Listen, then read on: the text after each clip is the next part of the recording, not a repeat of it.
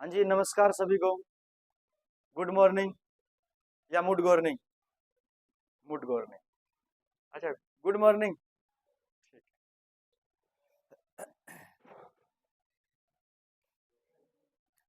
हम चैप्टर पढ़ रहे थे रासायनिक आबंध, केमिकल बॉन्डिंग। रासायनिक आबंध, कोई भी परमाणु रासायनिक बंध का निर्माण क्यों करता है? ऊर्जा कम करने के लिए, और जितनी ज्यादा ऊर्जा कम होगी परमाणु उतना ही ज्यादा क्या हो जाएगा? स्थायी हो जाएगा।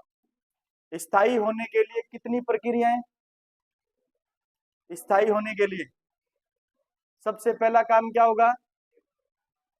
इलेक्ट्रॉन का। अच्छा, और क्या होगा? साझेदारी। और क्या होगा? इलेक्ट्रॉन युग्म का दान। ये तो रासायनिक बंध बनने की क्या है? तीन शर्तें हैं, जिसमें एक होगा आयनिक बंध, एक होगा सहसंयोजक बंध और एक होगा उपसहसंयोजक बंध। लेकिन रासायनिक बंध क्यों बनाते हैं परमाणु? अपने श्योजी कोष में कितने इलेक्ट्रॉन पूरा करने के लिए? 8 इलेक्ट्रॉन पूरा करने के लिए क्या बनाते हैं? रासायनिक बंध बनाते हैं। ठीक है। रासायनिक बंध जो होता है वो कितने प्रकार के होते हैं? दो प्रकार के होते हैं, एक प्रबल और एक दुर्बल। प्रबल में कौन कौन से पढ़ेंगे? आयनिक बंध। दूसरा कौन सा? सहसंयोजक बंध। तीसरा कौन सा? उपसहसंयोजक बंध। और चौथा कौन सा? धात्विक बंध। दुर्बल बंध में हाइड्रोजन बंध और दुर्बल वांडरवाल आकर्षण बल। सबसे कमजोर प्रकृति का बल कौन सा है? दुर्बल वांडरवाल आकर्षण बल। ठीक है ना? हमने पढ़ा था कौन सा नियम? लुईस का अष्टक नियम। क्या होता है लुईस का अष्टक नियम? लुईस का अष्टक नियम क्या होता है? हाँ, पेपर का पढ़ रहे थे क्या? हैं? पेपर का पढ़ लिया? हैं? कर लिया रिवाइज? नहीं किया? चलो। अच्छा, लुईस का अष्टक नियम क्या होता है? बता दे, बता दे, बता दे। नहीं बताएगा? हाँ, लुईस का अष्टक नियम क्या होता है? हाँ? इसमें इलेक्ट्रॉन भरे जाते हैं। यही? हाँ, शाबाश। और लुईस का अष्टक नियम, हाँ, क्या होता है लुईस का अष्टक नियम? 8 इलेक्ट्रॉन पूरा करना लुईस का क्या कहलाता है? अष्टक नियम कहलाता है। श्योजी कोष में 8 इलेक्ट्रॉन पूरा करना, यानी जिस प्रकार से अक्रिय गैसें अपने श्योजी कोष में 8 इलेक्ट्रॉन रखती है और वो स्थायी होती है। वो क्या होती है? स्थायी होती है। इस प्रकार अन्य परमाणु भी इसी प्रकार के स्थायित्व को प्राप्त करने के लिए अपने श्योजी कोष में 8 इलेक्ट्रॉन पूरा करना चाहेंगे, प्रयास करेंगे। ठीक है ना? इसको अपन क्या कहेंगे? अष्टक नियम कहते हैं। अष्टक नियम के अपवाद में पहला अपवाद पढ़ा था कौन सा? इलेक्ट्रॉन न्यून यौगिक। सभी इलेक्ट्रॉन न्यून यौगिक जो है अष्टक नियम के क्या है? अपवाद है। जैसे जैसे बेरिलियम हाइड्राइड, बेरिलियम फ्लोराइड। ठीक है? और beryllium iodide, boron iodide, boron iodide. और एल्यूमिनियम बोरॉन ट्राई फ्लोराइड और ट्राई क्लोराइड, और एल्यूमिनियम ट्राई क्लोराइड और गैलियम ट्राई क्लोराइड। ये क्या है? इलेक्ट्रॉन न्यून यौगिक है। पहचान सकते हो क्या इलेक्ट्रॉन न्यून यौगिक को? कैसे पहचानोगे? हैं? 8 से कम क्या होंगे श्योजी कोष में? इलेक्ट्रॉन होते हैं, क्या कहलाते हैं? इलेक्ट्रॉन न्यून यौगिक कहलाते हैं। जैसे इधर देखो, BH3 boron try hydride. BH3 electron न्यून यौगिक है या नहीं? इलेक्ट्रॉन न्यून यौगिक है या नहीं? तो आपको सबसे पहले पता होना चाहिए बोरॉन का इलेक्ट्रॉनिक विन्यास और हाइड्रोजन का इलेक्ट्रॉनिक विन्यास। बोरॉन का इलेक्ट्रॉनिक विन्यास क्या होता है? कितने नंबर पर आता है बोरॉन? बोरॉन 5 नंबर पर आता है 1s2 2s2 2p1 2p1। श्योनजी कोष में इलेक्ट्रॉन कितने हैं? 3, यानी इसके पास में 3 इलेक्ट्रॉन है और 3 हाइड्रोजन, एक एक इलेक्ट्रॉन है तीनों के पास में, तो 3 और 3 कितने हो गए? 6 इलेक्ट्रॉन। कितने इलेक्ट्रॉन हो गए? क्या अष्टक पूरा कर रहे हैं? नहीं, केंद्रीय परमाणु का अष्टक पूरा नहीं हो रहा है, इसलिए याद रखना ये कैसा यौगिक है? इलेक्ट्रॉन न्यून यौगिक है। कैसा यौगिक है? इलेक्ट्रॉन न्यून यौगिक है। उसी प्रकार अपन बात करें एल्यूमिनियम ट्राइक्लोराइड की। किसकी बात करें? Aluminium trichloride. इसके अंदर केंद्रीय परमाणु है एल्यूमिनियम। कौन है? एल्यूमिनियम। बताओ इसके पास कितने इलेक्ट्रॉन है? एल्यूमिनियम के श्योनजी कोष में कितने इलेक्ट्रॉन है? 13 इलेक्ट्रॉन है? बोरॉन के नीचे आता है एल्यूमिनियम में, कौन से वर्ग का है? 13वें वर्ग का है। 13वें वर्ग का है, तो बोरॉन के श्योनजी कोष में कितने इलेक्ट्रॉन थे? तो एल्यूमिनियम के श्योनजी कोष में भी कितने इलेक्ट्रॉन होंगे? 3। कितने इलेक्ट्रॉन होंगे? 3। एल्यूमिनियम के पास श्योनजी कोष में कितने इलेक्ट्रॉन है? 3। क्लोरीन को अपना अष्टक पूरा करने के लिए कितने इलेक्ट्रॉन चाहिए? 1। कितने इलेक्ट्रॉन चाहिए? तो इसके पास भी कितने इलेक्ट्रॉन हो जाएगी? 3 और 3 6। कितने हो जाएंगे? 6। 6 इलेक्ट्रॉन इसके पास हो गए, तो याद रखना है आपको ये भी क्या है? इलेक्ट्रॉन न्यून यौगिक है। ये भी क्या है? इलेक्ट्रॉन न्यून यौगिक है। अरे क्लोरीन इसके साथ में 1 इलेक्ट्रॉन का साझा करेगा ना? क्लोरीन इसके साथ में कितने इलेक्ट्रॉन का साझा करेगा? 1 इलेक्ट्रॉन का साझा करेगा। क्लोरीन का इलेक्ट्रॉनिक विन्यास ये होता है ना 2s 3s2 3s2 और 3p क्या होता है? 5। p में कितने इलेक्ट्रॉन की कमी है? 1 इलेक्ट्रॉन की कमी है, वो 1 इलेक्ट्रॉन का साझा करेंगे तो 3 क्लोरीन है, 3 इलेक्ट्रॉन हो गए। 3 इलेक्ट्रॉन का साझा करेंगे तीनों क्लोरीन, और 3 इलेक्ट्रॉन किसके पास है? एल्यूमिनियम के पास श्योनजी कोष में, तो 3 और 3 6 इलेक्ट्रॉन हो गए। अभी भी केंद्रीय परमाणु का अष्टक क्या नहीं है? पूरा नहीं है, तो ये भी क्या कहलाएगा?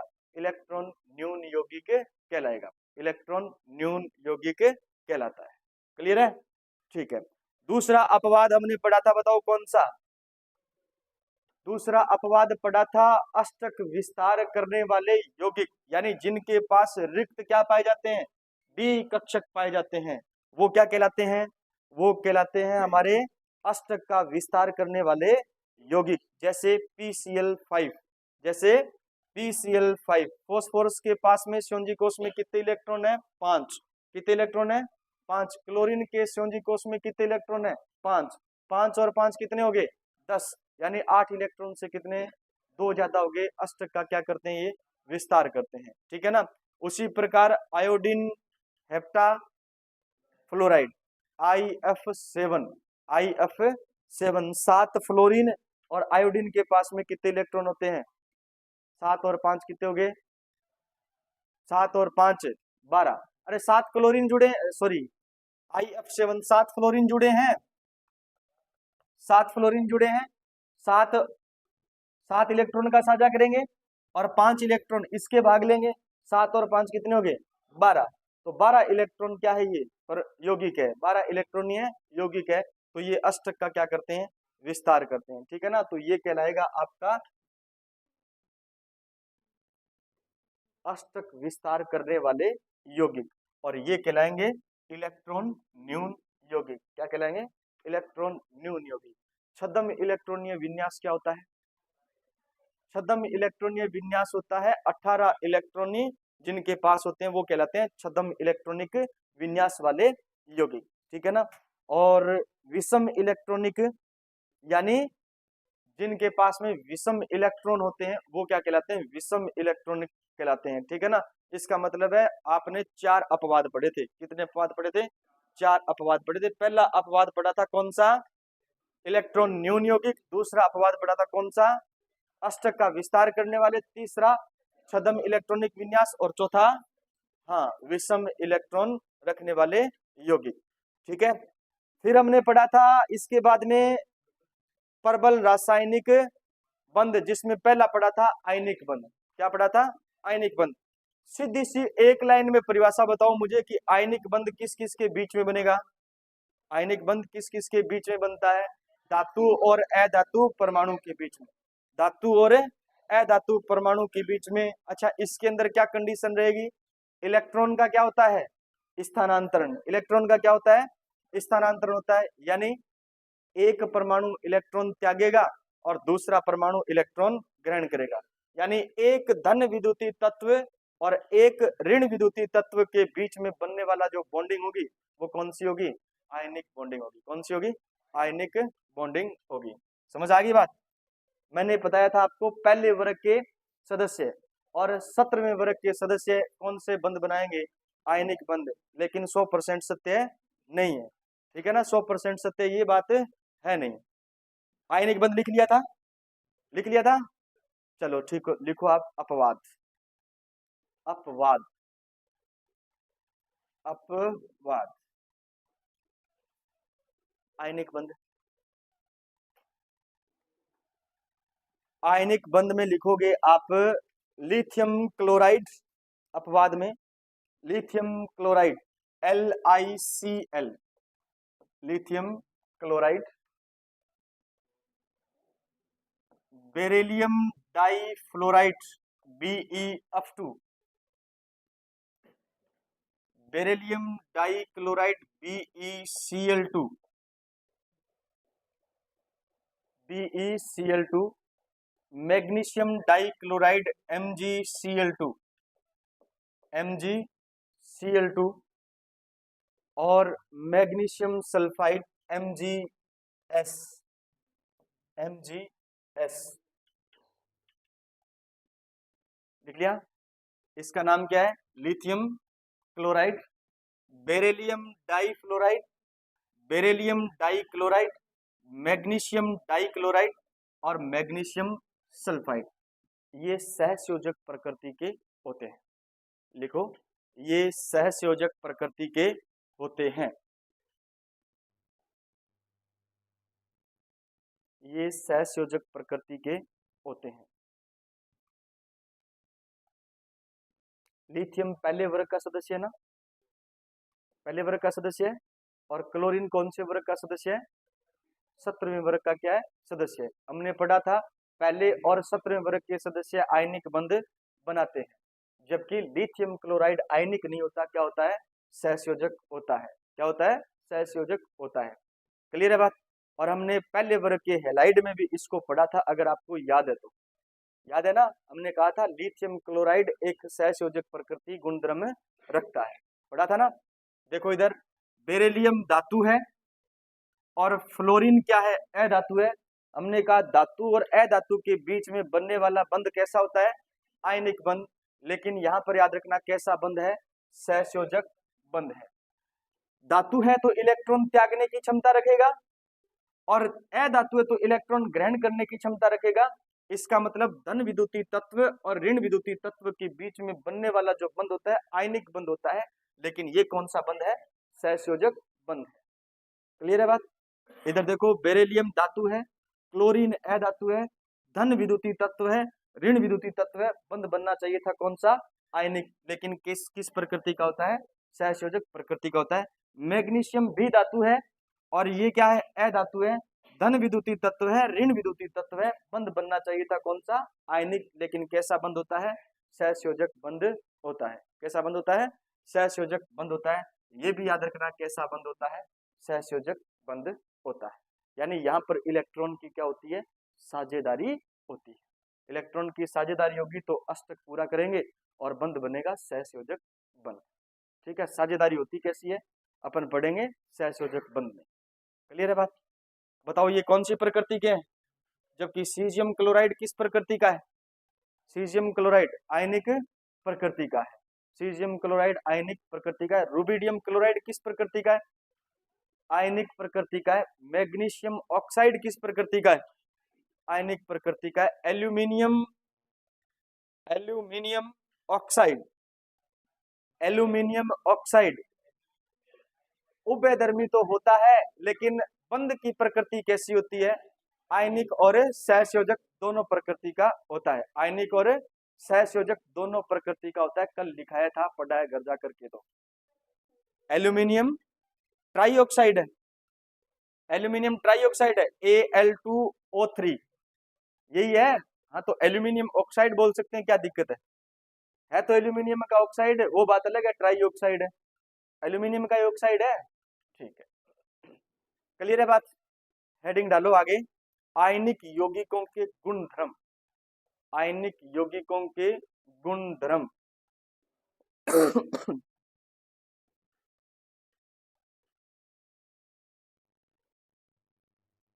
आयनिक यौगिकों के गुण धर्म।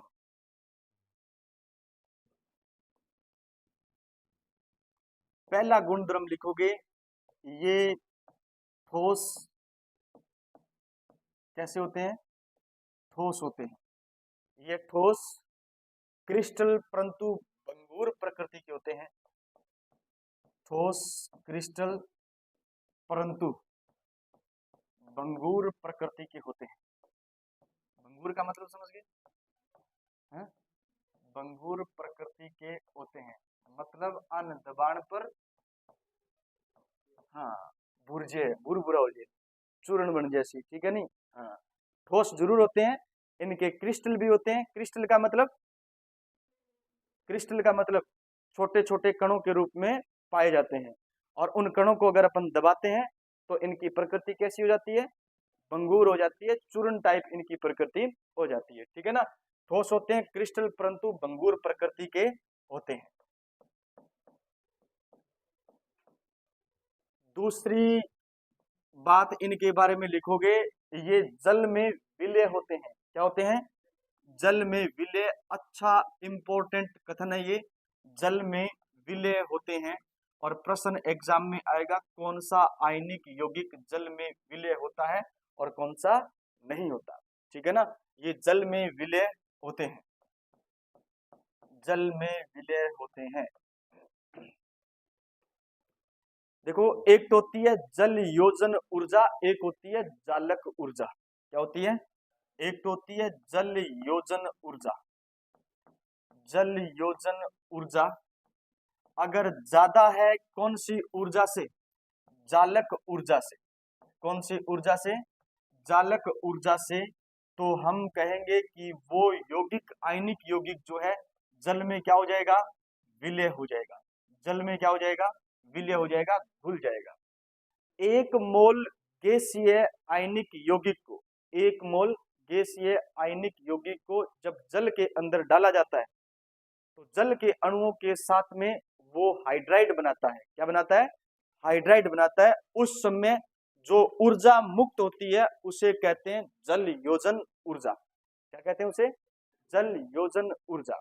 मतलब आयनिक यौगिक को जब जल के अंदर डालोगे तो जल के अणु उस आयनिक यौगिक को चारों तरफ से घेर लेंगे। उस कंडीशन के अंदर जो ऊर्जा मुक्त होगी उसे हाइड्रेशन एनर्जी या फिर कहेंगे जल योजन ऊर्जा। क्या कहेंगे, जल योजन ऊर्जा। और जब एक आयनिक क्रिस्टल, आयनिक क्रिस्टल अपना जब क्रिस्टल बनाता है, जालक बनाता है, तो उस समय जो एनर्जी मुक्त होती है उसे कहते हैं जालक ऊर्जा। उस जालक ऊर्जा की तुलना में अगर जल योजन ऊर्जा ज्यादा है, यानी वो परमाणु या आयन या यौगिक जल के अणुओं से ज्यादा गिर रहा है, बॉन्डिंग कर रहा है, इसका मतलब उसकी जल एनर्जी क्या है, जल योजन ऊर्जा क्या है, ज्यादा।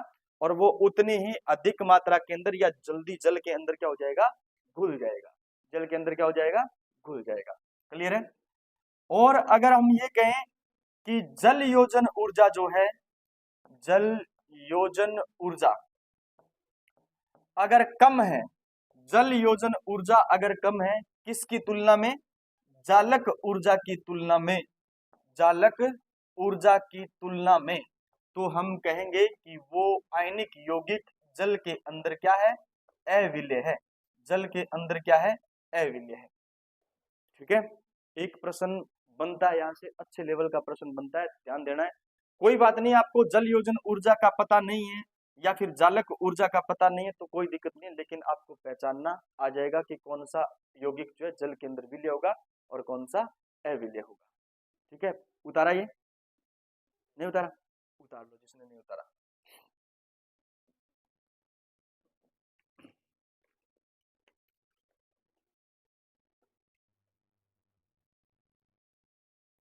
कुछ लिखा रहा हूं मैं, लिखना है, ठीक है। उतार लिया तो बता देना। उतार लिया? नहीं उतारा? उतारोगे।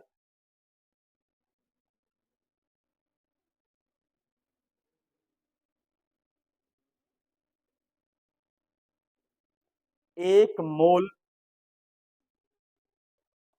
एक मोल गैसीय आयन, एक मोल गैसीय आयन जल के अणुओं से घिरकर, एक मोल गैसीय आयन जल के अणुओं से घिरकर, अणुओं से घिरकर, गिरकर नहीं, गिरकर, ठीक है, हाइड्रेट आयन बनाता है, हाइड्रेट आयन बनाता है, हाइड्रेट आयन बनाता है। तो इस प्रक्रिया में, तो इस प्रक्रिया में जो ऊर्जा मुक्त होती है, इस प्रक्रिया में जो ऊर्जा मुक्त होती है उसे जल योजन ऊर्जा कहते हैं, उसे जल योजन ऊर्जा कहते हैं, जल योजन ऊर्जा कहते हैं। यह ऊष्माक्षेपी होती है, एक्सोथर्मल, यह ऊष्माक्षेपी होती है, ऊष्माक्षेपी होती है।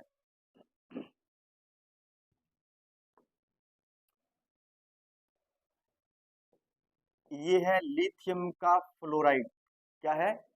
लिथियम का फ्लोराइड। ये है लिथियम का क्लोराइड, ये है लिथियम का ब्रोमाइड और लिथियम का आयोडाइड, लिथियम का आयोडाइड।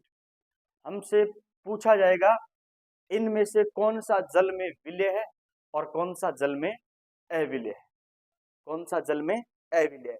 सबसे पहले आप देखो, क्या सब में धनायन समान है? क्या सब में धनायन समान है? सब में लिथियम समान है ना, लिथियम धातु है, धनायन है, क्लियर है बात? क्या सब में ऋणायन समान है? नहीं, ऋणायन सब में क्या है? अलग अलग है। अब आपको ये देखना है कि ये तो F माइनस है, ये Cl माइनस है, ये Br माइनस है और ये I क्या है? माइनस है। अपन कहां से कहां चल रहे हैं? वर्ग में ऊपर से नीचे चल रहे हैं, हेलोजन वर्ग में ऊपर से नीचे चल रहे हैं, किधर से? फ्लोरीन से लेकर के आयोडाइड तक। मैं आपसे पूछूं इनमें बड़ा ऋणायन कौन सा है? आयोडाइड। आयोडाइड क्या है? बड़ा ऋणायन। ये बड़ा ऋणायन है, इसका मतलब आकार जितना ज्यादा बड़ा होगा उसमें आयनिक गुण उतने ज्यादा अधिक आएंगे, उसमें आयनिक गुण उतने ज्यादा अधिक आएंगे। और हमें पता है आयनिक यौगिक जल में क्या होते हैं? विलय होते हैं। आयनिक यौगिक जल में क्या होते हैं? विलय होते हैं। याद रखने का सबसे आसान तरीका यही है। आप नहीं पहचान पाओगे जल योजन ऊर्जा किसकी ज्यादा है, किसकी जालक ऊर्जा ज्यादा है, ठीक है, कंफ्यूज हो गए। आपको याद क्या रखना है? आपको देखना है कि धनायन सब में समान है या नहीं, धनायन सब में समान है या नहीं। अगर धनायन समान है तो आप देखो ऋणायन सब में अलग अलग है, और ऋणायन सब में अलग अलग है तो पहचानो ऋणायन बड़ा कौन सा होगा, ऋणायन बड़ा कौन सा होगा? तो आयोडीन सबसे बड़ा ऋणायन है, इसका मतलब सबसे बड़ा ऋणायन है तो आयनिक गुणधर्म ज्यादा आएगा उसके अंदर, आयनिक गुणधर्म ज्यादा आएगा। आयनिक गुणधर्म ज्यादा है तो जल में विलय भी ज्यादा कौन होगा? आयोडीन होगा। जल में जल्दी विलय कौन होगा? लिथियम आयोडीन जल में जल्दी विलय हो जाएगा। तो ये तो क्या है? ये तो है अविलय। ये क्या है? अविलय, या बहुत कम क्या है? विलय, अविलय। और ये क्या है? जल में विलय। ये क्या है? जल में विलय। तो इनकी विलयता का क्रम ऊपर से नीचे चलते हैं तो क्या होता है? बढ़ता है। विलयता का क्रम ऊपर से नीचे चलते हैं तो क्या होता है? बढ़ता है। क्लियर है?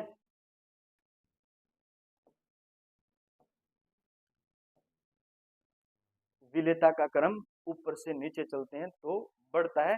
इसलिए लिथियम आयोडाइड ज्यादा क्या है, विलयशील होगा, और लिथियम फ्लोराइड क्या होगा, कम विलयशील होगा या अविलय होगा। समझ आया? एक बार उतारो, फिर एक बार और समझा देता हूँ।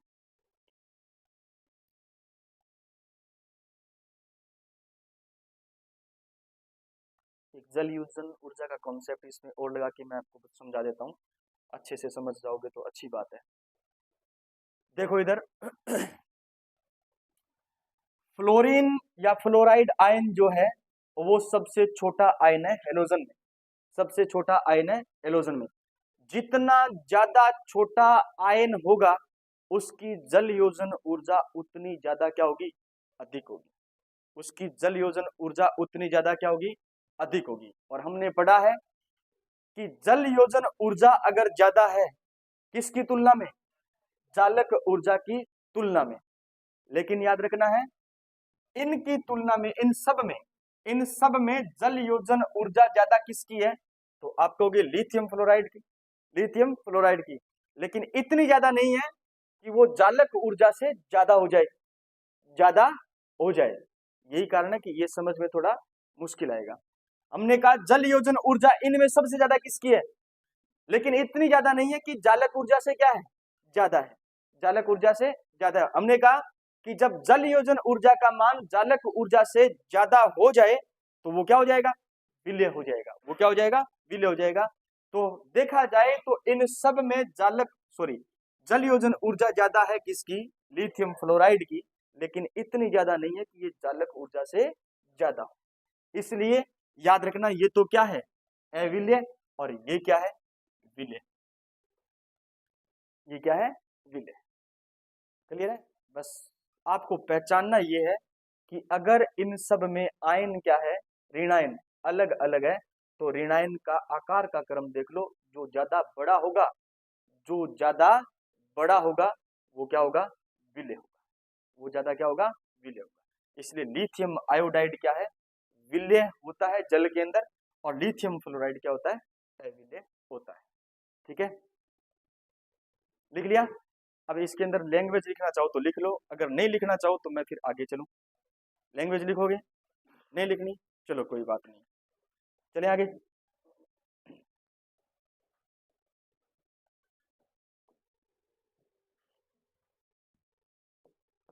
ये है बेरिलियम का सल्फेट। क्या है, बेरिलियम का सल्फेट। ये है मैग्नीशियम का सल्फेट, मैग्नीशियम सल्फेट। बताओ मैग्नीशियम के बाद में क्या आता है, कैल्शियम। क्या आता है, कैल्शियम। ये है कैल्शियम का सल्फेट। क्या है ये, कैल्शियम का सल्फेट। कैल्शियम के बाद में आता है स्ट्रोंशियम सल्फेट। ये है स्ट्रोंशियम का सल्फेट। और ये है लास्ट वाला कौन, बेरियम सल्फेट, बेरियम सल्फेट। आपको बताना है इनकी विलेयता का क्रम क्या रहेगा, इनकी विलेयता का क्रम क्या रहेगा। हम्म हम्म वो अधिक विलेय है, और ये अधिक विलेय है। जल्दी बताओगे? अब वो कॉन्सेप्ट नहीं लगेगा जो आप आकार में बड़ा देख रहे हो, वो नहीं लगेगा। इसलिए तो मैंने बोला कि इनमें बताओ विलेय कौन होगा और अविलेय कौन होगा, है? अब देखना ध्यान से, इधर से इधर चलते हैं तो जालक ऊर्जा में क्या आती है, जालक ऊर्जा में कमी आती है। क्या आती है, जालक ऊर्जा में कमी आती है। क्लियर है? जालक ऊर्जा में क्या आती है, कमी। इसका मतलब जालक ऊर्जा में कमी आएगी तो इधर जो होता है उसकी याद रखना जल योजन ऊर्जा क्या होती है, ज्यादा। इधर जो होगा उसकी जल योजन ऊर्जा क्या होगा, ज्यादा। जल योजन ऊर्जा का मान ज्यादा है, जालक ऊर्जा का मान क्या है, कम। अगर जल योजन ऊर्जा का मान ज्यादा हो जाए किसकी तुलना में, जालक ऊर्जा की तुलना में, तो वो यौगिक जल में क्या होगा, विलय होगा। जल में क्या होगा, विलय। ध्यान देना है, इसमें जालक ऊर्जा का क्या लगेगा, कॉन्सेप्ट लगेगा। ठीक है ना? ये कह रहा है कि इसकी जल योजन ऊर्जा क्या है, ज्यादा। इसकी जल योजन ऊर्जा क्या है, ज्यादा है। और इधर जाते हैं तो जालक ऊर्जा में कमी आती है, जल योजन ऊर्जा में भी क्या आती है, कमी आती है। लेकिन जल योजन ऊर्जा जालक ऊर्जा की तुलना में ज्यादा होती है, किसकी, बेरिलियम सल्फेट की। इसलिए जल में क्या होता है, घुल जाता है। जल में क्या होता है, घुल जाता है। अब यहाँ पर आकार काम में नहीं आएगा, यहाँ पर आकार काम में नहीं आएगा, ठीक है ना। देखोगे आप, बेरिलियम सल्फेट और मैग्नीशियम सल्फेट, बेरिलियम सल्फेट और मैग्नीशियम सल्फेट जल में घुलनशील है, जल में घुलनशील है। बेरिलियम सल्फेट और मैग्नीशियम सल्फेट जल में क्या है, घुलनशील है।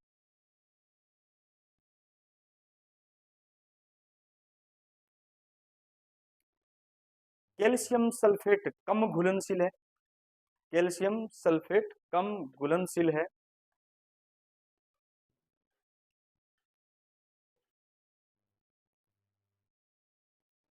स्ट्रोंशियम सल्फेट और बेरियम सल्फेट, स्ट्रोंशियम सल्फेट और बेरियम सल्फेट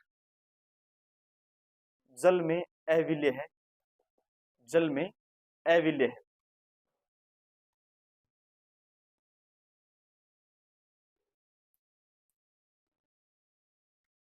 देखो, मान लीजिए एक ये रूम है,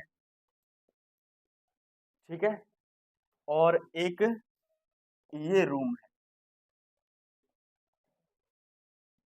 ठीक है। इसको मान लेते हैं ये 10 बाई 10 का है। कितने बाई 10, कितने का, 10 बाई 10 का। और ये मान लीजिए 30 बाई 30 का है। कितने का है, 30 बाई 30 का है। 30 बाई 30 के अंदर आप सारे खुले खुले बैठोगे, खुले खुले बैठोगे। और 10 बाई 10 के अंदर आप सारे बीड़े बीड़े चिपक के बैठोगे। समझ में आ गई बात, खुश हो, हाँ, चिपक के बैठे हो, ठीक है। हाँ, बस आई बात समझाना चाहो मैं थाने। अगर यहाँ पर आकार छोटा है तो आवेश घनत्व क्या होगा, ज्यादा होगा। आकार छोटा है, आवेश घनत्व क्या होगा, ज्यादा होगा। और जल योजन ऊर्जा क्या होगी, ज्यादा होगी। आकार छोटा, आवेश घनत्व ज्यादा, जल योजन ऊर्जा ज्यादा। आकार बड़ा, आवेश घनत्व कम, जल योजन ऊर्जा कम। यही कारण है कि बेरियम सल्फेट में बेरियम का आकार क्या हो जाता है, बड़ा, जिसके कारण उसका आवेश घनत्व क्या हो जाता है, कम। आवेश घनत्व कम हो जाता है तो उसकी जल योजन ऊर्जा क्या हो जाती है, कम। इसलिए वो जल के अंदर घुल नहीं पाता। और इसका आकार छोटा होने के कारण इसका आवेश घनत्व क्या होता है, बढ़ जाता है। और आवेश घनत्व बढ़ जाता है तो जल योजन ऊर्जा बढ़ जाती है, जिसके कारण ये जल के अंदर घुल जाता है। इसकी जल योजन ऊर्जा ज्यादा है, इसकी जल योजन ऊर्जा ज्यादा है, इसकी जल योजन ऊर्जा क्या है, ज्यादा है। इधर से इधर जाएंगे तो जल योजन ऊर्जा का मान भी क्या होता है, कम होता है। जालक ऊर्जा का मान भी क्या होता है, कम होता है, ठीक है। यहां पर इसके लिए बताया मैंने कि इसकी जल योजन ऊर्जा क्या है, ज्यादा है, इसलिए जल में घुलता है। कंफ्यूज हो रही हो इससे, चलो इसको अपन हटा देते हैं, ठीक है। बात समझे या नहीं समझे, चलो लिखो। बेरिलियम से बेरियम की तरफ जाने पर, बेरिलियम से बेरियम की तरफ जाने पर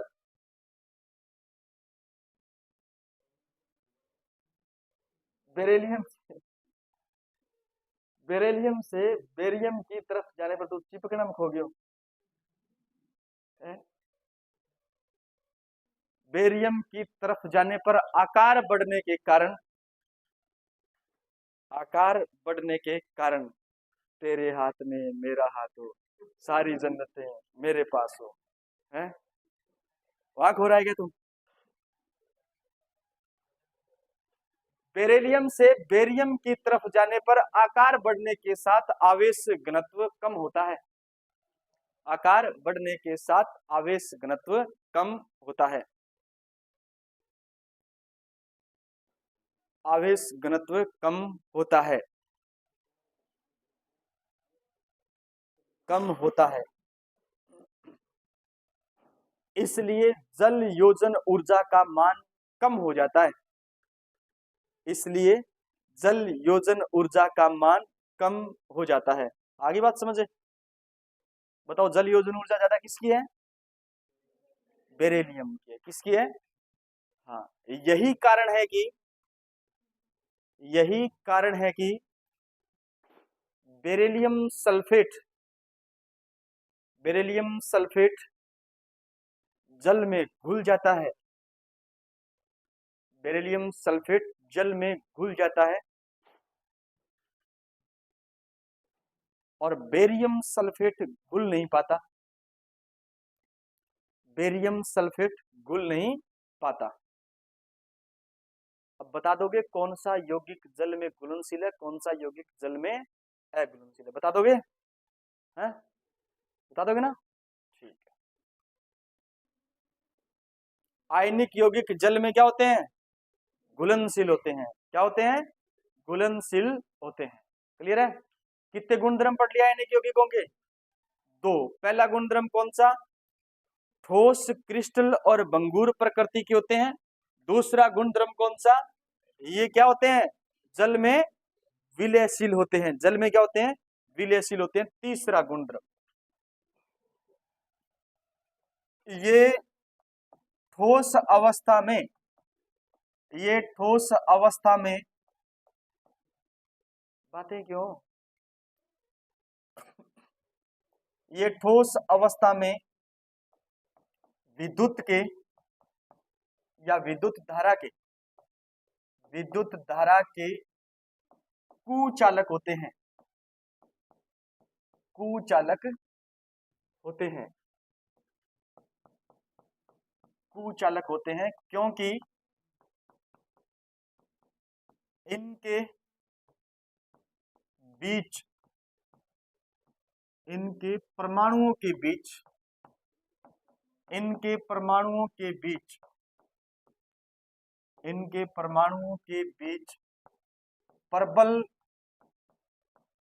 प्रबल विद्युत आकर्षण बल होता है। प्रबल विद्युत आकर्षण, बातें नहीं करनी है। मैं कल की तरह फिर देख लेना, अलग अलग बिठा दूंगा। अभी चिपक के बैठो, ठीक हो? विद्युत आकर्षण बल पाया जाता है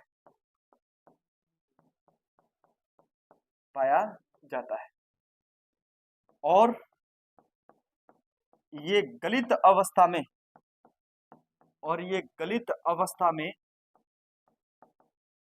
विद्युत धारा के सुचालक होते हैं।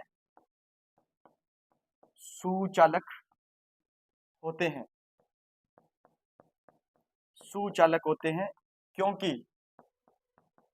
क्योंकि प्रबल विद्युत आकर्षण बल टूट जाता है। प्रबल विद्युत आकर्षण बल टूट जाता है। इस कारण ये गलित अवस्था में तो विद्युत का क्या करते हैं? चालन करते हैं और ठोस अवस्था में चालन नहीं करते। जैसे सोडियम क्लोराइड जो होता है वो एक आयनिक यौगिक है। सोडियम क्लोराइड की ठोस अवस्था के अंदर विद्युत धारा प्रवाहित करवाएंगे तो करंट नहीं आएगा। वहीं इसका जलीय विलयन लेंगे अपन। जलीय विलयन मतलब जल के अंदर घोल करके इसके अंदर विद्युत धारा प्रवाहित करवाओगे तो फिर याद रखना ये क्या हो जाएंगे? विद्युत का चालन करेंगे, करंट आएगा। कारण ये है कि जल में घोलने के बाद में सोडियम क्लोराइड के अणुओं के बीच में पाया जाने वाला जो प्रबल विद्युत आकर्षण बल था वो क्या हो गया? टूट गया। इसलिए आयनिक अवस्था के अंदर आ जाने के कारण विद्युत का क्या करने लगे? चालन करने लगे। ठीक है ना? और जब ठोस अवस्था में थे तो इन सोडियम क्लोराइड के अणुओं के बीच में जो आकर्षण बल था वो मौजूद था, वो टूटा नहीं था। इसलिए विद्युत का क्या कर रहे थे? कुचालक थे, विद्युत का कुचालन कर रहे थे। क्लियर है बात? ठीक है, नहीं समझ आया? NaCl ये है सोडियम क्लोराइड, और ये है ठोस फॉर्म के अंदर। किस फॉर्म में? जैसे ही इसका जलीय विलयन लिया तो जलीय विलयन के अंदर सोडियम जो है और सोडियम क्लोराइड जो है वो टूट करके क्या बना लेंगे? Na+ और Cl- बना लेंगे। इनके बीच का आकर्षण बल क्या हो जाएगा? टूट जाएगा। ये आयनिक अवस्था में आ जाने के कारण विद्युत का क्या करेंगे? चालन करेंगे। समझ गए? ठीक है, अगला लिखोगे आप। ये यौगिक अदिशात्मक होते हैं। कौन से यौगिक? आयनिक यौगिक। आयनिक यौगिक अदिशात्मक होते हैं। आयनिक यौगिक अदिशात्मक होते हैं। अदिशात्मक होते हैं, इसलिए ज्यामिति निर्माण में भाग नहीं लेते। इसलिए ज्यामिति निर्माण में भाग नहीं लेते। यानी आयनिक यौगिकों की ज्यामिति नहीं होती है। क्यों? क्योंकि ये अदिशात्मक होते हैं, इनकी कोई दिशा नहीं होती है। NaCl की आप ज्यामिति नहीं बता सकते, आप NH3 की ज्यामिति बता सकते हो कि NH3 पिरामिडल होता है। कैसा होता है? पिरामिडल होता है। आप CH4 की ज्यामिति बता सकते हो कि CH4 जो है चतुष्फलकीय होता है। कैसा होता है? टेट्राहाइड्रल चतुष्फलकीय होता है।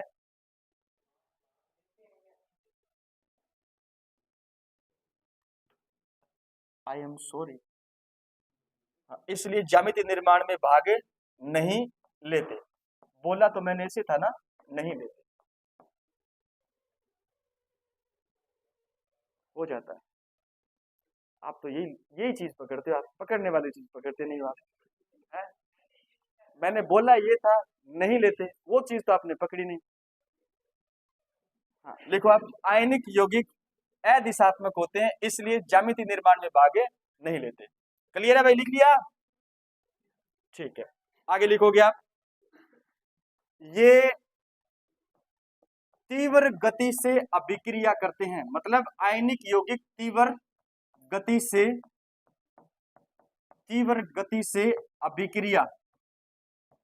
अभिक्रिया दर्शाते हैं या करते हैं। अभिक्रिया करते हैं। कारण है इस बात का प्रबल विद्युत आकर्षण बल। प्रबल विद्युत आकर्षण बल, इनके आयनों के बीच में प्रबल विद्युत आकर्षण बल पाया जाता है। इसलिए याद रखना है, तीव्र गति से क्या दर्शाते हैं? ये अभिक्रिया दर्शाते हैं। क्लियर है बात? लास्ट गुणधर्म है इनका, ये सम आकृतिक गुणधर्म प्रदर्शित करते हैं। सम आकृतिक गुणधर्म प्रदर्शित करते हैं।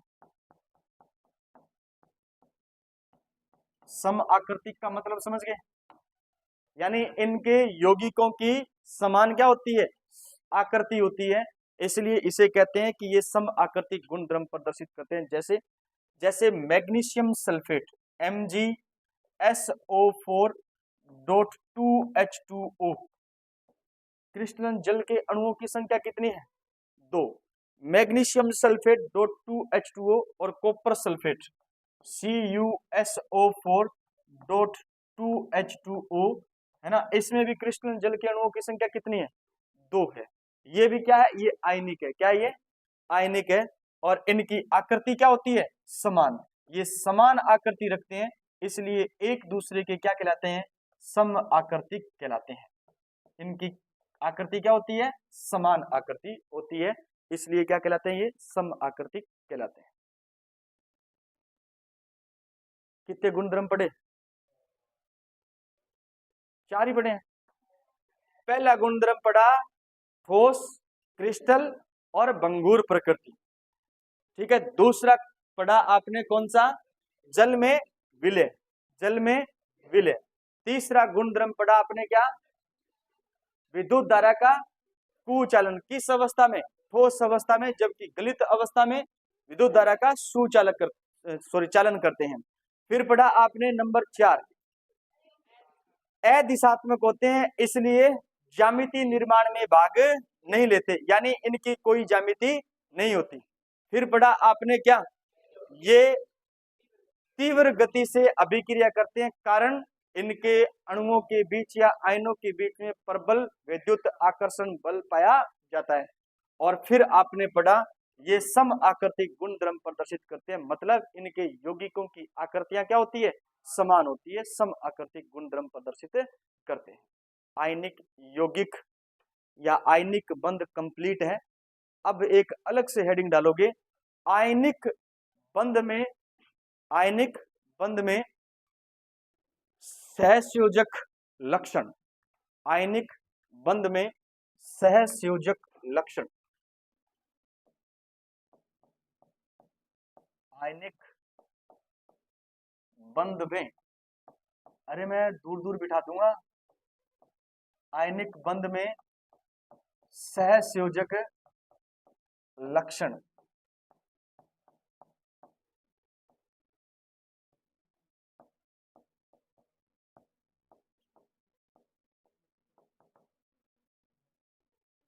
मतलब आयनिक बंध है फिर भी उसके अंदर सहसंयोजक गुणधर्म पाए जाते हैं, सहसंयोजक गुणधर्म पाए जाते हैं। और इसका कारण क्या है देखते हैं अभी। कल एक चीज पढ़ी थी आपने, आकर्षण और प्रतिकर्षण पढ़ा था ना कल, हाँ मैं पूछूंगा वही बताएगा।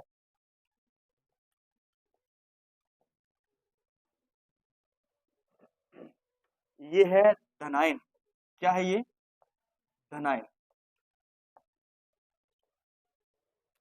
और ये है ऋणायन, क्या है ये, ऋणायन। एक धनायन है एक ऋणायन है, एक ऋणायन का नाभिक है और एक धनायन का नाभिक है, ठीक है ना। यहां इलेक्ट्रॉन है और यहां भी क्या है, इलेक्ट्रॉन है। इसका धनायन का नाभिक ऋणायन के इलेक्ट्रॉन को अपनी तरफ क्या करता है, आकर्षित करता है, करता है नहीं करता, ठीक है, आकर्षित करता है। लेकिन धनायन का नाभिक ऋणायन के नाभिक को प्रतिकर्षित करेगा। धनायन का नाभिक जो है वो याद रखना है, ऋणायन के नाभिक को क्या करता है, प्रतिकर्षित करता है। और इस प्रतिकर्षण के कारण याद रखना, इस प्रतिकर्षण के कारण जो ऋणायन है, इस ऋणायन की आकृति विकृत हो जाती है। आकृति क्या हो जाती है, विकृत हो जाती है। विकृत का मतलब डिस्ट्रॉय हो जाती है, आकृति हो जाती है विकृत, ठीक है ना। और इस विकृत आकृति के कारण इसके अंदर गुणधर्म आ जाता है ध्रुवण का, पोलराइजेशन का। किसका गुणधर्म आ जाता है, ध्रुवण का क्या आ जाता है, गुणधर्म आ जाता है। ये ध्रुवण जितना ज्यादा आएगा उस आयनिक बंध में सहसंयोजक गुणधर्म उतना ही ज्यादा देखने को मिलेगा। तो आयनिक बंध में सहसंयोजक गुणधर्म आने का कारण क्या है, ध्रुवण। क्या कारण है, ध्रुवण। ध्रुवण क्या है, ध्रुवण ये है कि एक धनायन का नाभिक ऋणायन के इलेक्ट्रॉन को तो अपनी तरफ आकर्षित करता है, लेकिन कभी कभार धनायन का नाभिक जो होता है वो याद रखना ऋणायन के नाभिक को क्या कर देता है, प्रतिकर्षित, जिसके कारण ऋणायन की आकृति क्या हो जाती है, विकृत हो जाती है। इस विकृतीकरण को अपन क्या कहते हैं, ध्रुवण कहते हैं। क्या कहते हैं, ध्रुवण कहते हैं, पोलराइजेशन कहते हैं। ये ध्रुवण जितना ज्यादा अधिक आएगा उसके अंदर, उस रासायनिक बंध के अंदर सहसंयोजक गुणधर्म उतने ज्यादा अधिक होंगे। और सहसंयोजक गुणधर्म जितने ज्यादा अधिक होंगे वो यौगिक जल के अंदर उतना ही कम क्या होगा, विलय होगा। जल के अंदर उतना ही कम क्या होगा, विलय होगा। ध्रुवण का मतलब समझे, ध्रुवण क्या है, ध्रुवण है आकृति में आया परिवर्तन, आकृति में आया परिवर्तन। अब वो परिवर्तन क्या, विकृति। परिवर्तन क्या है, विकृति, मतलब आकार सही नहीं रहेगा, आकार क्या हो जाएगा, विकृत हो जाएगा। उस विकृतीकरण को ही हमने क्या बोला है, ध्रुवण कहला है, बोला है। और ध्रुवण आने का प्रमुख कारण है नाभिकों के बीच का क्या? प्रतिकर्षण। नाभिकों के बीच का क्या? प्रतिकर्षण। बताओ समझे या नहीं समझे? लिखो।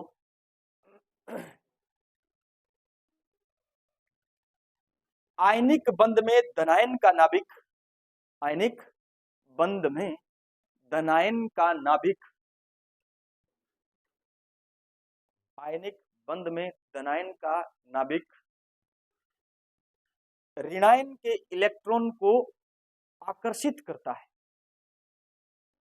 अट्रैक्टिव। ऋणायन के इलेक्ट्रॉन को आकर्षित करता है। धनायन का नाभिक ऋणायन के इलेक्ट्रॉन को आकर्षित करता है तथा धनायन का नाभिक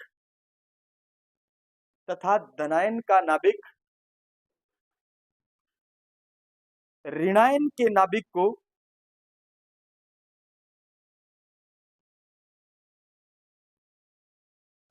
तथा धनायन का नाभिक ऋणायन के नाभिक को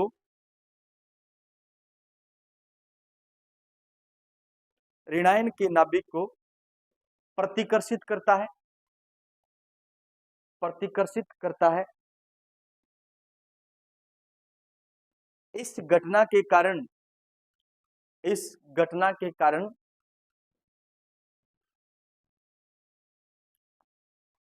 धनायन व ऋणायन के इलेक्ट्रॉन अभर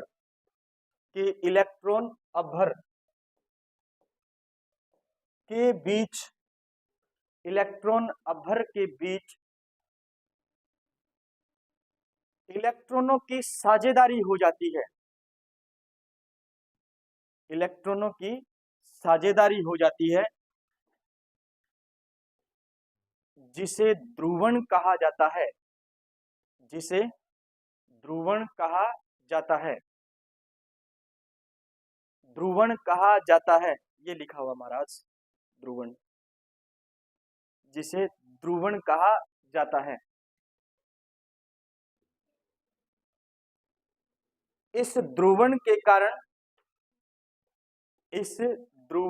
कारण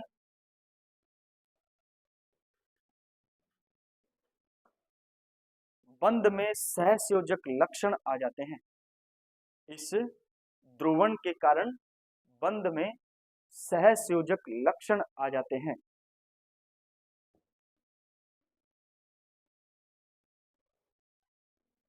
ध्रुवण जितना अधिक होगा, ध्रुवण जितना अधिक होगा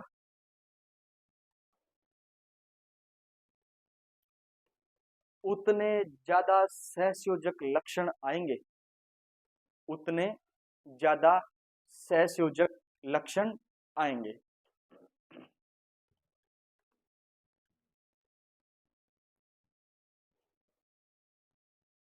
दोबारा से समझना है। अभी हमने जो बात लिखी है वो ये लिखी है कि ये है हमारे पास में धनायन का नाभिक और इस नाभिक के चारों ओर क्या है? इलेक्ट्रॉन। क्या है इस नाभिक के चारों ओर? इलेक्ट्रॉन। ठीक है ना? ये बन गया हमारे पास में एक धनायन।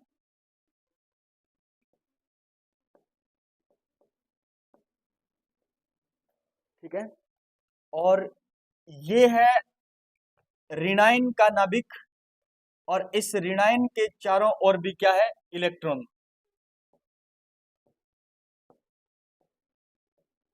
इसके चारों ओर क्या है? इलेक्ट्रॉन।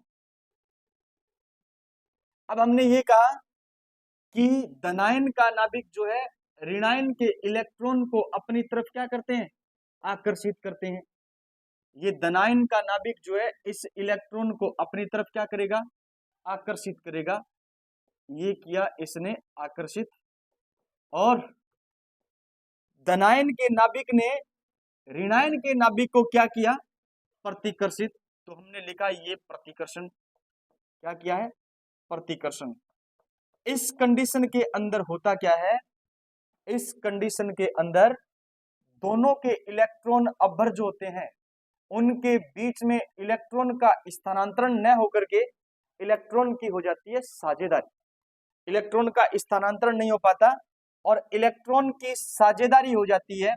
इलेक्ट्रॉन की साझेदारी के कारण ऋणायन का आकार कुछ क्या हो जाएगा, विकृत हो जाएगा।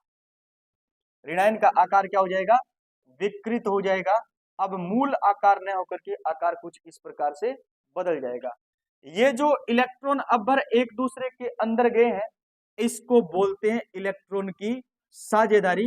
और इसके कारण याद रखना ध्रुवण उत्पन्न होता है और ध्रुवण से कौन से गुणधर्म आएंगे, सहसंयोजक गुणधर्म आएंगे। हमने बोला कि जितना ज्यादा ध्रुवण होगा, जितना ज्यादा ध्रुवण होगा, सहसंयोजक गुणधर्म उतने ही ज्यादा क्या आएंगे, अधिक आएंगे। क्लियर है बात? ठीक है, तो आयनिक बंध में सहसंयोजक गुणों के लिए जिम्मेदार कौन है, ध्रुवण है। ध्रुवण है क्या, तो इलेक्ट्रॉन के स्थानांतरण न होकर के इलेक्ट्रॉन की क्या हो जाती है, साझेदारी, जिसके कारण ऋणायन का आकार क्या हो जाता है, परिवर्तित, विकृत हो जाता है, जिसको अपन क्या कहेंगे, ध्रुवण कहेंगे। क्लियर है? ठीक है, लिखो ध्रुवण को प्रभावित करने वाले कारकों को, ध्रुवण को प्रभावित करने वाले कारकों को फायांस रूल कहा जाता है, फायांस नियम कहा जाता है, फायांस नियम कहा जाता है। ध्रुवण को प्रभावित करने वाले नियम को फायांस नियम कहा जाता है। सॉरी, कारकों को, ध्रुवण को प्रभावित करने वाले कारकों को फायांस नियम कहा जाता है, फायांस नियम कहा जाता है। ठीक है, पहला कारक पढ़ रहे हैं अपन ध्रुवण को प्रभावित करने वाले कारकों में से, और पहला कारक है धनायन का आकार। धनायन का आकार, धनायन का आकार।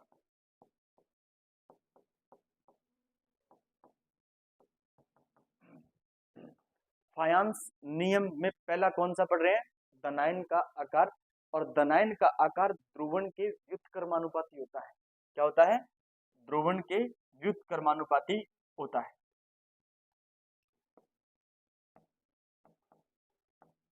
धनायन का आकार, का आकार व्युत्क्रमानुपाती होता है किसके, ध्रुवण के, ध्रुवण के। इसका मतलब ये है कि धनायन जितना ज्यादा बड़ा होगा, धनायन जितना ज्यादा बड़ा होगा, ध्रुवण उतना ही कम होगा, ध्रुवण उतना ही कम होगा, और उस आयनिक बंध में सहसंयोजक गुण उतने ही कम आएंगे।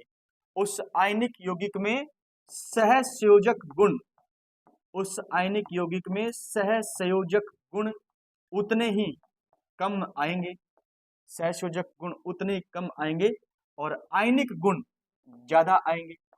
आयनिक गुण क्या आएंगे, ज्यादा आएंगे, आयनिक गुण ज्यादा आएंगे। समझे क्या रे, नहीं समझे?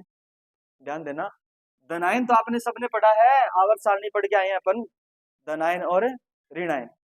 धनायन और ध्रुवण का संबंध क्या है, उल्टा है। उल्टा मतलब गलत नहीं, हाँ, उल्टा मतलब एक बढ़ेगा तो दूसरा घटेगा। ठीक है, धनायन का आकार जितना ज्यादा बड़ा होगा, ध्रुवण उतना ही क्या हो जाएगा, कम। और अभी अपन पढ़ के आए हैं कि सहसंयोजक गुण आने का कारण क्या है, ध्रुवण का। तो हम ये कहेंगे कि ध्रुवण जितना कम होगा, सहसंयोजक गुण भी उतने ही आयनिक बंध में कम होंगे, सहसंयोजक गुण उतने भी क्या होंगे, कम होंगे। और सहसंयोजक गुण जितने कम होंगे, इसका मतलब है आयनिक गुण ज्यादा होंगे, आयनिक गुण क्या होंगे, ज्यादा होंगे। अरे समझे, समझ गए? अब इसको अपन पढ़ते हैं एग्जाम्पल के रूप में। कल किसने बोला, हाँ, कल मैं मिलूं या ना मिलूं, मैं तो पल दो पल का साथी हूँ, है? हाँ, है। नरेंद्र मोदी कहता है हम तो फकीर हैं जी, है। हाँ, जब चाहेंगे जब जोड़ा उठा करके चल पड़ेंगे। चलो इधर देखो, लिथियम क्लोराइड क्या है? Lithium chloride NaCl, sodium chloride, potassium chloride, rubidium chloride और सीजियम क्लोराइड। आप बता दोगे, ठीक है, कोई दिक्कत नहीं है इसमें, ये सरल सा प्रश्न है। आपसे पूछा जाएगा इनमें से ज्यादा आयनिक कौन है और सहसंयोजक कौन है? ज्यादा आयनिक कौन है और ज्यादा सहसंयोजक कौन है? आपने पढ़ा है फायांस रूल में पहला, क्या पढ़ा है? धनायन का आकार। धनायन जितना ज्यादा बड़ा होगा ध्रुवण उतना ही क्या हो जाएगा? कम। ध्रुवण कम होगा तो सहसंयोजक गुण कम होंगे, आयनिक गुण क्या होंगे? ज्यादा होंगे। देखो अप्लाई करते हैं। हमने पढ़ा है कि धनायन क्या है? धनायन अगर बड़ा है, धनायन अगर बड़ा है तो याद रखना ध्रुवण क्या हो जाएगा? ध्रुवण हो जाएगा कम, और ध्रुवण कम है इसका मतलब सहसंयोजक गुण द्रव्य भी कम आएंगे। सहसंयोजक गुण द्रव्य भी क्या आएंगे? कम आएंगे। सहसंयोजक गुण द्रव्य कम है तो इसके विपरीत याद रखना है, आयनिक गुण क्या होंगे? बढ़ेंगे। आयनिक गुण क्या होंगे? बढ़ेंगे। क्लियर है बात?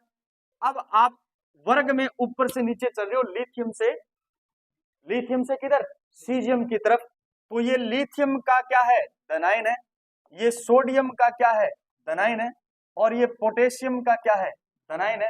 ये रुबिडियम का क्या है? धनायन है। और ये सीजियम का क्या है? धनायन है। सब में ऋणायन क्या है? समान। सब में ऋणायन क्या है? समान। तो फिर किसको देखना होगा? धनायन को देखना होगा। अगर धनायन आकार में बड़ा है, धनायन आकार में बड़ा है, बताओ कौन बड़ा है आकार में? सीजियम। सीजियम बड़ा है इसका मतलब इसके पास ध्रुवण क्या होगा? कम।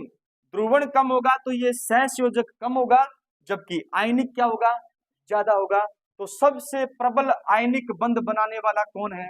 Caesium chloride. जबकि लिथियम क्लोराइड में आयनिक बंध के अंदर सहसंयोजक गुण द्रव्य पाए जाते हैं, क्योंकि इसका आकार छोटा। आकार छोटा तो ध्रुवण ज्यादा, ध्रुवण ज्यादा तो सहसंयोजक गुण द्रव्य ज्यादा, अगर सहसंयोजक गुण द्रव्य ज्यादा तो आयनिक गुण द्रव्य कम। समझ गए? अरे समझे? दोबारा देखो, लिथियम क्लोराइड, लिथियम का आकार छोटा, सीजियम क्लोराइड, सीजियम का आकार बड़ा, सीजियम का आकार बड़ा। हमने कहा धनायन जितना ज्यादा बड़ा होगा ध्रुवण उतना कम होगा, और ध्रुवण जितना कम होगा सहसंयोजक गुण उतने ही कम हो जाएंगे। सहसंयोजक गुण कम है तो इसके विपरीत आयनिक गुण ज्यादा आएंगे। इसका मतलब सीजियम सबसे बड़ा है तो ध्रुवण सबसे कम होगा, सहसंयोजक गुण द्रव्य कम होंगे, आयनिक गुण द्रव्य ज्यादा होंगे। तो सीजियम क्लोराइड सबसे प्रबल आयनिक बंध बनाता है, जबकि लिथियम क्लोराइड आयनिक बंध नहीं बनाता। क्या बनाता है? सहसंयोजक बंध बनाता है, क्योंकि लिथियम का आकार छोटा होता है। लिथियम का आकार छोटा होता है। क्लियर है? अरे समझ गए? हाँ, चलो लिखो फिर। प्रबल आयनिक बंध, प्रबल आयनिक बंध।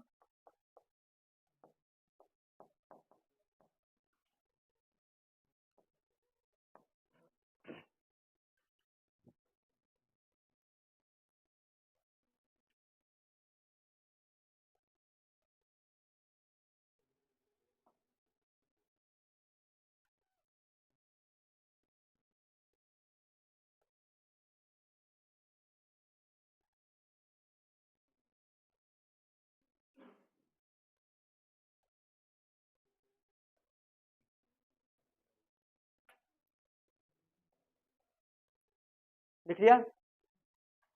वो तो है आयनिक, और ये क्या है? सहसंयोजक। ठीक है, ये क्या है? सहसंयोजक। यानी आयनिक बंध का क्रम पूछा जाए, सबसे प्रबल आयनिक बंध बनाएगा सीजियम क्लोराइड, उससे कम बनाएगा रुबिडियम क्लोराइड, रुबिडियम क्लोराइड से कम होगा पोटेशियम क्लोराइड, और कौन होगा? सोडियम क्लोराइड, और सबसे कम होगा लिथियम क्लोराइड। NaCl भी क्या है? आयनिक है। NaCl भी क्या है, आयनिक है, लेकिन प्रबल आयनिक कौन है, सीजियम क्लोराइड। लिथियम क्लोराइड सहसंयोजक प्रकृति का होता है। ठीक है, प्रश्न लिखो एक question.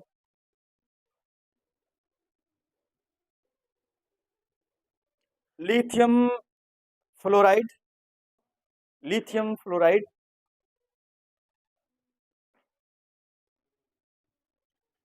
Lithium fluoride, sodium fluoride, sodium fluoride, potassium fluoride,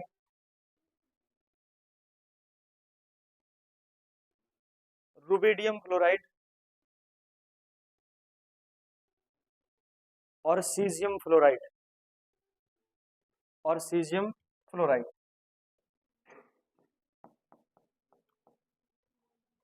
मैं पूछूंगा वही बताएगा भाई।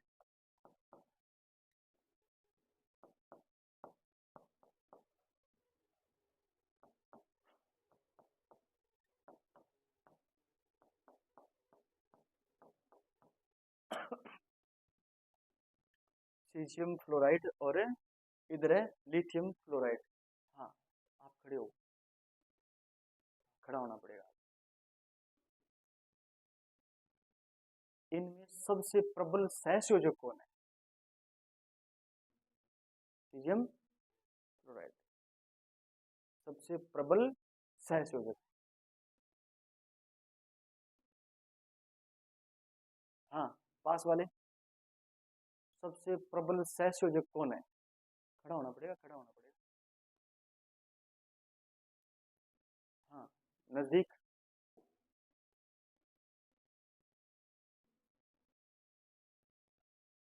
सहसंयोजक कौन है। हम्म, हम्म,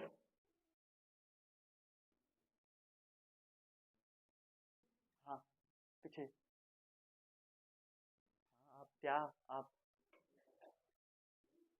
हैं, लिथियम फ्लोराइड कौन है, लिथियम फ्लोराइड, लिथियम फ्लोराइड। मैं पढ़ा रहा था, आंसर आता तो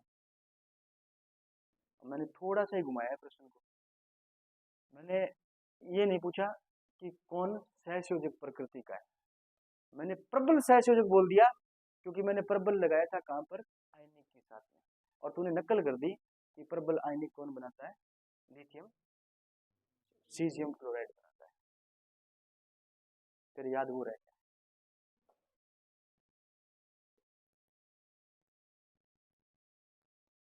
गलत बात है ना, है? हाँ, तो हंसना नहीं चाहिए, पढ़ाते हैं तब, पढ़ो यार।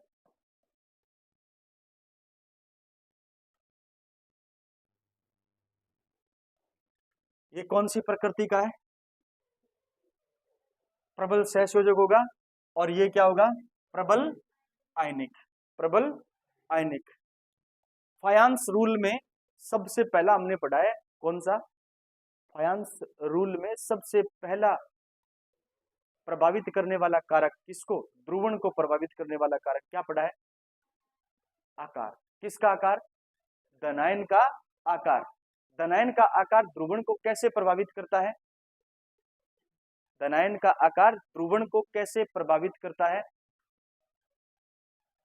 कैसे प्रभावित करता है, धनायन का आकार बढ़ेगा तो ध्रुवण कम होगा, ध्रुवण क्या होगा, कम। और सहसंयोजक गुण के लिए आयनिक बंध में जिम्मेदारी कौन है, ध्रुवण। कौन है, ध्रुवण। अगर ध्रुवण कम है तो सहसंयोजक गुण कम आएंगे, और ध्रुवण ज्यादा है तो सहसंयोजक गुण ज्यादा आएंगे। ठीक है, तो आकार सीजियम का क्या है, धनायन का बड़ा है, ऋणायन तो सब में समान है, ऋणायन को तो देखना ही नहीं है, हमें तो देखना है किसको, धनायन को।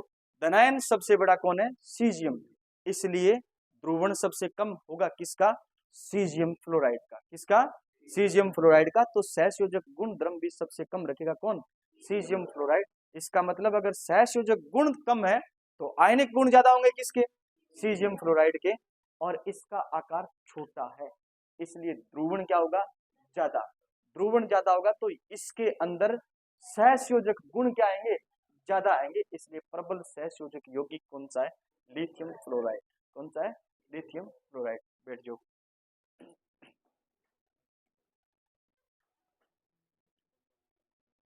अब मैं आपसे पूछूं, बताओ पहले वाला जो प्रश्न लिखा था इसके अंदर जल में जल्दी विलय कौन होगा? जल में जल्दी विलय कौन होगा? लिथियम क्लोराइड क्यों होगा? लिथियम क्लोराइड तो सहसंयोजक है। लिथियम क्लोराइड तो क्या है? सहसंयोजक। और हमने कहा आयनिक यौगिक जल में क्या होते हैं? विलय होते हैं। तो आयनिक यौगिक सबसे अच्छा आयनिक कौन है? सीजियम क्लोराइड है। सीजियम क्लोराइड, तो वो जल्दी जल में क्या होगा? विलय होगा। बता सकते हो ना कौन जल में विलय है, कौन जल में अविलय है? बता सकते हो? देखो दूसरा प्रभावित करने वाला कारक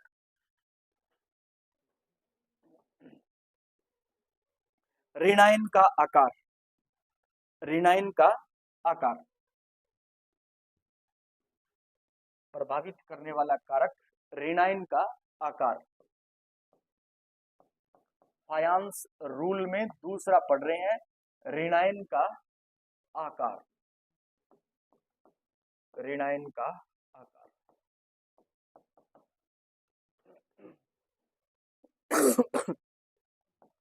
ऋणायन का आकार जो होगा वो समानुपाती होता है किसके? ध्रुवण। ऋणायन का जो आकार है वो समानुपाती होता है किसके? ध्रुवण के। अब इसका मतलब है ऋणायन अगर बड़ा है तो ध्रुवण बढ़ेगा, और ऋणायन अगर छोटा है तो ध्रुवण कम होगा। ध्रुवण कम होगा। ठीक है।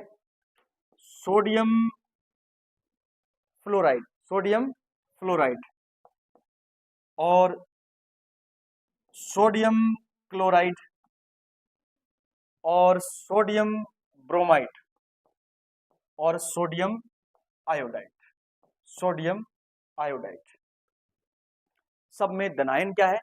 समान। सोडियम सब में धनायन क्या है? समान। Na plus F minus, Na plus Cl minus, Na plus Br minus, Na plus iodine minus. ठीक है ना। आयोडीन सबसे बड़ा ऋणायन है। आयोडीन सबसे बड़ा ऋणायन है। वर्ग में ऊपर से नीचे चलते हैं आकार बढ़ता है, इसलिए आयोडीन सबसे बड़ा क्या है? ऋणायन। और आकार ऋणायन का जितना ज्यादा बड़ा होगा ध्रुवण उतना ही ज्यादा क्या होगा? अधिक होगा। ध्रुवण उतना ही ज्यादा क्या होगा? अधिक होगा।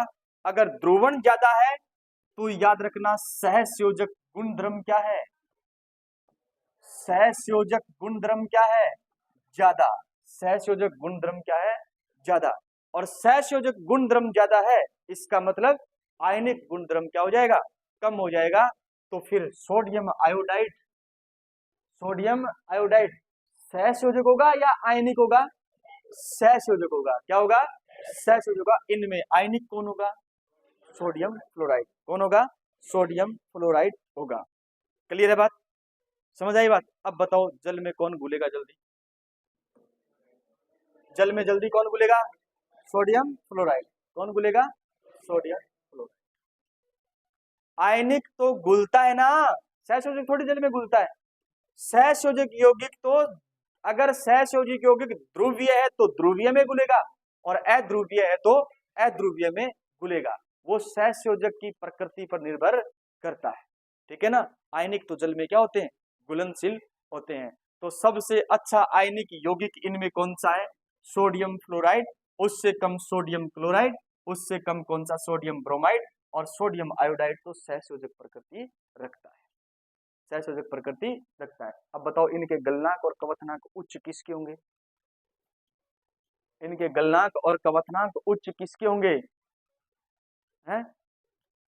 सोडियम फ्लोराइड प्रबल विद्युत आकर्षण बंद होता है, इसलिए याद रखना इनके गलनांक और कवथनांक उच्च होते हैं।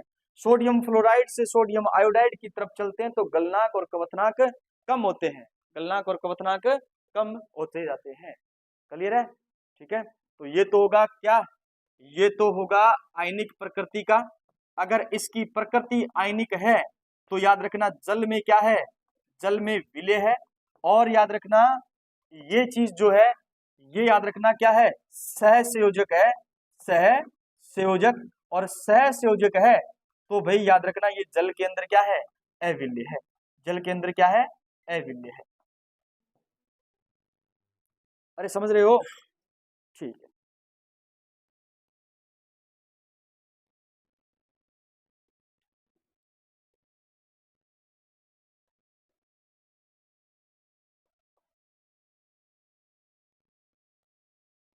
उतार दिया सबने, नहीं उतारा, उतारो।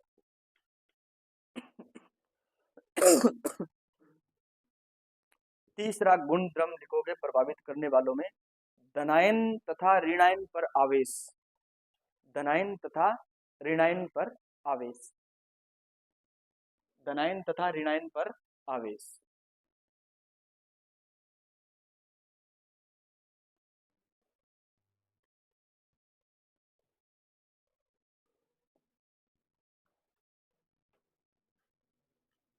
तीसरा है धनायन तथा ऋणायन पर, ऋणायन पर आवेश, धनायन तथा ऋणायन पर आवेश।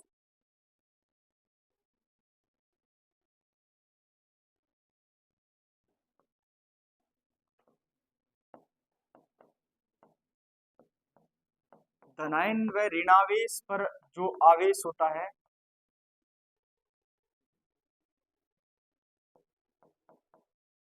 ऋणायन पर आवेश जो होता है वो समानुपाती होता है किसके, ध्रुवण। किसके समानुपाती होता है, ध्रुवण के। धनायन और ऋणायन पर आवेश समानुपाती होता है ध्रुवण। इसका मतलब क्या है, अगर धनावेश बढ़ेगा तो ध्रुवण बढ़ेगा, और ऋणावेश बढ़ेगा तो ध्रुवण बढ़ेगा। ऋणावेश घटेगा तो ध्रुवण घटेगा, और धनावेश घटेगा तो ध्रुवण घटेगा। ध्रुवण बढ़ेगा तो सहसंयोजक गुण ज्यादा आएंगे, और ध्रुवण घटेगा तो सहसंयोजक गुण कम आए। क्लियर है, ठीक है। चलो एग्जाम्पल करते हैं। NaCl, NaCl, MgCl2 magnesium dichloride, और aluminium trichloride AlCl3, aluminium trichloride, और एक हमारे पास में सिलिकॉन टेट्राक्लोराइड SiCl4, SiCl4। हाँ, अब मेरा प्रश्न है आपसे, आप मुझे ये बताओ सोडियम पर आवेश कितना है, सोडियम पर आवेश कितना है, प्लस का 1, प्लस का 1। किस किस को पता नहीं है, नहीं पता, पता है, किस किस को पता नहीं है कि सोडियम पर प्लस आवेश क्यों आया। क्लोरीन की ऑक्सीकरण अवस्था होती है -1, क्या होती है, और सोडियम की ऑक्सीकरण अवस्था होती है +1। इसलिए सोडियम पर आवेश कौन सा है, प्लस का 1, और क्लोरीन पर आवेश कौन सा है, माइनस का 1। क्लियर है बात, ये लिखा हमने Na+। इस यौगिक को देख करके बताओ मैग्नीशियम पर आवेश कितना है, मैग्नीशियम पर आवेश कितना है, +2। यौगिक निर्माण करना बताया था, मैग्नीशियम की ऑक्सीकरण अवस्था +2, क्लोरीन की -1, है ना। इसकी संयोजकता इसके नीचे लिखो, इसकी संयोजकता इसके नीचे लिखो, सूत्र बना MgCl2, MgCl2। तो फिर याद रखना यहाँ पर मैग्नीशियम पर आवेश कितना है, प्लस का 2। यहाँ पर एल्यूमिनियम पर आवेश कितना है, एल्यूमिनियम +3, और यहाँ पर सिलिकॉन पर आवेश कितना है, सिलिकॉन +4। और हमने कहा है धनायन पर आवेश अगर बढ़ रहा है तो ध्रुवण भी क्या होगा, बढ़ेगा। धनावेश पर धनायन पर आवेश बढ़ रहा है तो ध्रुवण भी क्या होगा, बढ़ेगा। एक बात और सोचो, क्या ये सम इलेक्ट्रॉनिक स्पीशीज नहीं है, ये सम इलेक्ट्रॉनिक स्पीशीज नहीं है। अरे सोडियम के पास 10 इलेक्ट्रॉन है अभी फिलहाल, है या नहीं है। एक इलेक्ट्रॉन त्याग दिया, पहले 11 इलेक्ट्रॉन थे, एक इलेक्ट्रॉन त्याग दिया, 10 बच गए। मैग्नीशियम 12 नंबर पर आता है, 2 इलेक्ट्रॉन त्याग दिए, 10 इलेक्ट्रॉन बच गए। एल्यूमिनियम 13 पर आता है, 3 इलेक्ट्रॉन त्याग दिए, 10 बच गए। सिलिकॉन 14 पर आता है, 4 इलेक्ट्रॉन त्याग दिए, 10 बच गए, तो सब इलेक्ट्रॉनिक स्पीसीज है ना। और सम इलेक्ट्रॉनिक स्पीसीज में अपन परमाणु क्रमांक बढ़ता है तो आकार क्या होता है, घटता है। आकार क्या होता है, घटता है। आकार वाला कॉन्सेप्ट लगा के देखो ध्रुवण के साथ में, आकार घटेगा तो ध्रुवण बढ़ेगा, आकार घटेगा तो ध्रुवण बढ़ेगा। और वही बात हमने यहां पर बोली है, धनायन पर आवेश बढ़ेगा तो ध्रुवण क्या होगा, बढ़ेगा। क्लियर है बात है। ध्यान दो, ये सम इलेक्ट्रॉनिक स्पीसीज है और सम इलेक्ट्रॉनिक स्पीसीज में परमाणु क्रमांक बढ़ने के साथ आकार घटता है। आकार घटेगा तो ध्रुवण बढ़ेगा। अगर बात इस पर की जाए तो धनावेश पर आवेश बढ़ता है तो ध्रुवण क्या होता है, बढ़ता है। ध्रुवण क्या होता है, बढ़ता है। अब बताओ, ज्यादा ध्रुवण, ज्यादा आवेश है, इसका मतलब ध्रुवण भी ज्यादा पाया जाएगा, और ध्रुवण ज्यादा पाया जाएगा तो सहसंयोजक गुण द्रव्य भी ज्यादा पाए जाएंगे। इसका मतलब है सिलिकॉन टेट्राक्लोराइड सहसंयोजक यौगिक है। कैसा यौगिक है, सहसंयोजक यौगिक है। और NaCl कैसा यौगिक है, आयनिक यौगिक है। सिलिकॉन टेट्राक्लोराइड जल में अविलय होगा या अल्पविलय होगा, और याद रखना NaCl जल में क्या होगा, विलय होगा। जल में क्या होगा, विलय होगा। समझ गए। ये क्या है, ये है सहसंयोजक प्रकृति का, सहसंयोजक प्रकृति का। और जल में क्या है, अविलय, जल में क्या है, अविलय है। और याद रखना ये क्या है, ये आयनिक प्रकृति का है, ये आयनिक प्रकृति का है। और जल में क्या है, विलय, जल में क्या है, विलय।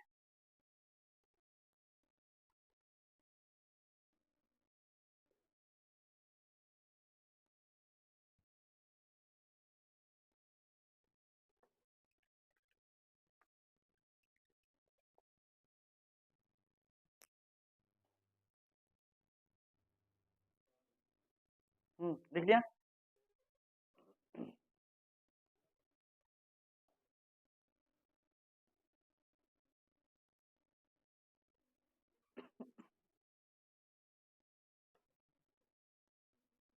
चलो, नहीं चलना, चलो।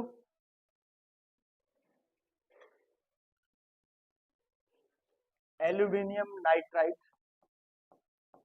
AlN और aluminium try oxide Al2O3, aluminium try oxide, और है एल्यूमिनियम ट्राईफ्लोराइड AlF3, AlF3। सब में धनायन समान है, ऋणायन अलग अलग है।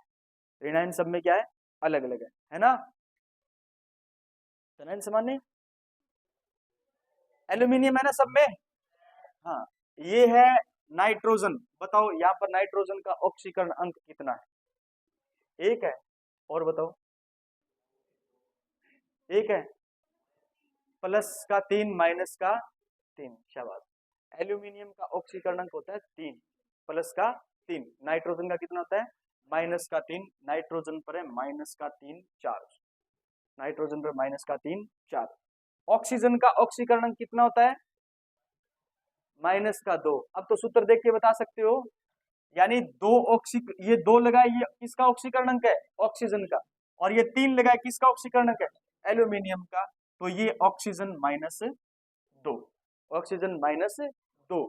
और ये क्या है बताओ, F-1, F-1। बताओ, ऋणायन, ऋणायन पर आवेश की मात्रा घट रही है या बढ़ रही है। इधर से इधर चलते हैं, घटती है। इधर से इधर चलते हैं, ऋणायन पर आवेश की मात्रा क्या हो रही है, घट रही है। ये -3 -2 माइनस का 1। अगर आवेश घटता है, आवेश क्या होता है, घटता है, तो हम कहेंगे ध्रुवण भी क्या हो जाएगा, घटेगा। ध्रुवण भी क्या हो जाएगा, घटेगा। और उसके अंदर सहसंयोजक गुण क्या होंगे, सहसंयोजक गुण क्या होंगे बताओ, घटेंगे। सहसंयोजक गुण घटेंगे, इसका मतलब है आयनिक गुण क्या होंगे, बढ़ेंगे।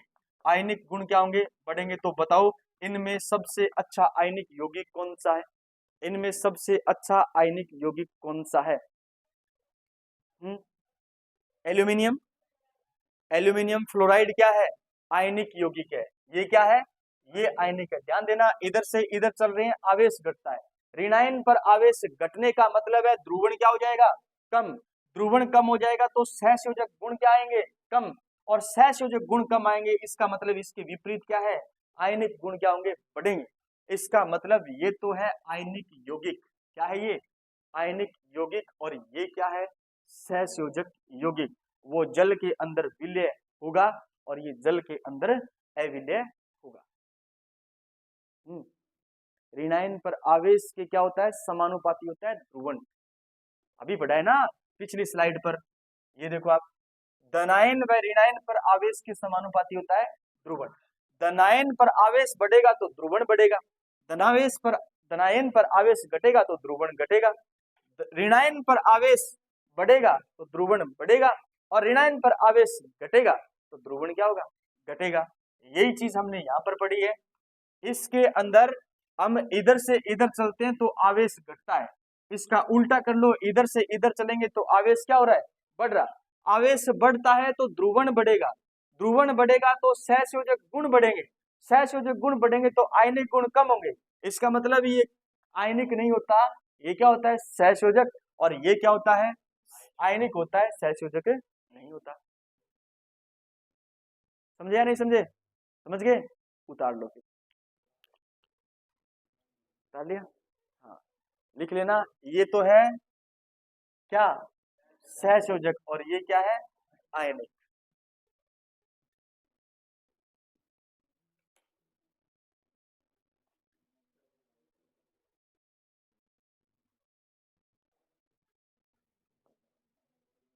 हम्म, आज के लिए इतना है। फायांस रूल कंप्लीट कर ले, नहीं है, उतारो। अब तो उतार दे, तेरे को टाइम दे दिया 2 मिनट और, आराम से उतार।